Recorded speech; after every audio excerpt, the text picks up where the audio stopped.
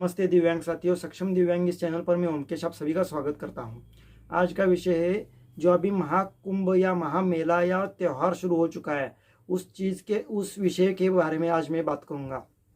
मतलब अब अगले 5 साल का विजन लेकर ये दोनों इंडिया अलायंस हो या एनडीए गठबंधन हो, ये दोनों ने मैदान में उतरे हैं। मतलब हम सत्ता में अगर आएंगे तो 5 साल ये चीज़ें करेंगे, वो चीज़ें करेंगे ऐसे।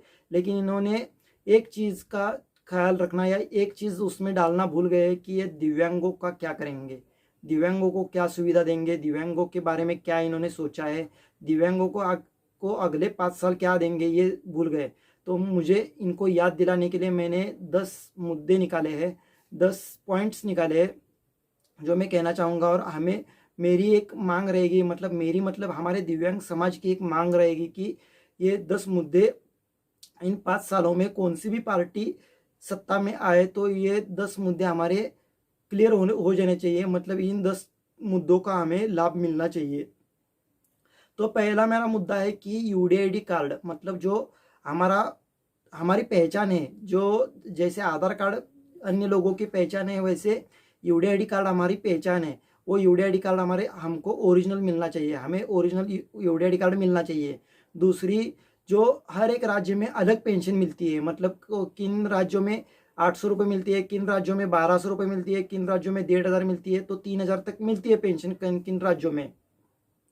वो पूरी बंद होकर सब राज्य में, मतलब पूरे एक देश एक पेंशन शुरू होना चाहिए। मतलब हर दिव्यांग को एक जैसा पेंशन मिलना चाहिए। मतलब कश्मीर वाले को भी वही पेंशन और गुजरात वाले को भी वही, महाराष्ट्र वाले को भी वही पेंशन और दिल्ली वालों को भी वही पेंशन मिलनी चाहिए। तो वो पेंशन 5000 होनी चाहिए, ऐसी हमारी दूसरी मांग है। और तीसरी मांग है मेरी कि जो अंत्योदय कार्ड है, वो अंत्योदय कार्ड हर एक दिव्यांग को मिलना चाहिए जिसका यूडीआईडी कार्ड है, और जिसकी जो गवर्नमेंट सर्वेंट नहीं है उसको अंत्योदय का कार्ड मिलना चाहिए और अंत्योदय का लाभ मिलना चाहिए राशन वगैरह में, सभी चीज़ों में। तो चौथा मुद्दा मेरा ये है कि बस सेवा में किन किन राज्यों में बस सेवा फ्री है, 40% के आगे के अपाहिज लोगों को, दिव्यांग लोगों को फ्री है। वो बंद होकर सभी राज्यों में, अगर मेरा यूडीआईडी कार्ड है तो सभी राज्यों में मैं किधर भी देश में घूमूं फिरूं तो उधर मुझे छूट, वो जो छूट है वो एक जैसी छूट हर एक राज्य में होनी चाहिए। छठा मुद्दा मेरा ये है कि पांचवा मुद्दा मेरा ये है कि रेलवे में जो दिव्यांग लोगों को नाकारा जाता है, मतलब अगर वो लो विजन होगा तो नाकारा जाएगा, बहरा होगा तो नाकारा जाएगा, गूंगा होगा तो नाकारा जाता है। मतलब 50% के ऊपर होगा तो लेते, लेकिन 50% के आगे अंदर होंगे तो नहीं लेते। तो सभी को एक न्याय मिलना चाहिए रेलवे में भी। और छठा मुद्दा मेरा ये है कि एरोप्लेन में सिर्फ 2 लोगों को उधर छूट मिलती है, एक 100% ब्लाइंड लोगों को और दूसरा है जो डिसेबिलिटी, मतलब लोकोमोटर डिसेबल लोग रहते हैं उनको, जो अगर 80% के आगे होंगे तो उनको ही मिलती है। तो वो बंद होकर 21 प्रकार के जो विकलांग लोग हैं उन सभी को एरोप्लेन में छूट मिलनी चाहिए जो देना चाहते हैं वो, और उसमें थोड़ी नियमों में सुधार होना चाहिए। सातवां मेरा मुद्दा है लोन, जो लोन दिया जाता है, जो पीएमईजीपी में, सीएमईजीपी में से लोन दिया जाता है, उसमें ब्याज दर में थोड़ी कटौती की जाए। क्योंकि क्या है, बाकी के लोगों को ब्याज कटौती है लेकिन दिव्यांग लोगों को ब्याज बढ़ा के दिया जाता है, और उसमें सब्सिडी भी बढ़ा कर देनी चाहिए। जो 35% सब्सिडी है, सभी लोगों को 35% है, दिव्यांग लोगों को कम से कम 50% सब्सिडी होनी चाहिए। आठवां मुद्दा मेरा ये है कि अपना जो हेल्थ इंश्योरेंस है वो दिव्यांगों को लागू नहीं होता है। जो निरामय जीवन का हेल्थ इंश्योरेंस है वो सिर्फ 1 लाख तक ही लागू होता है, मतलब जो दवाइयों में खर्चा किया जा सकता है वो बंद होकर 5 लाख तक देना चाहिए। जैसे बाकी अन्य लोगों को दिया जाता है वैसे ही दिव्यांग लोगों को भी 5 लाख तक इंश्योरेंस मिलना चाहिए।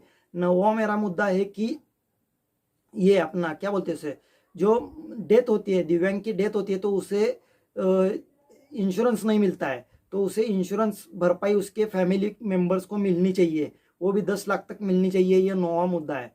और 10वां मेरा मुद्दा है कि जो राष्ट्रपति के कोटे से जो एक राज्यसभा का सांसद भेजे जाते हैं गिने चुने, उनमें एक दिव्यांग व्यक्ति भी होना चाहिए, राज्यसभा सांसद एमपी होना चाहिए, ऐसी हमारी मांग है। क्योंकि अगर वो दिव्यांग एमपी बनकर राज्यसभा में सदस्य बनकर जाएगा तो दिव्यांगों की जो मांगे है या दिव्यांगों की जो समस्या है वो खुद मान सकेगा।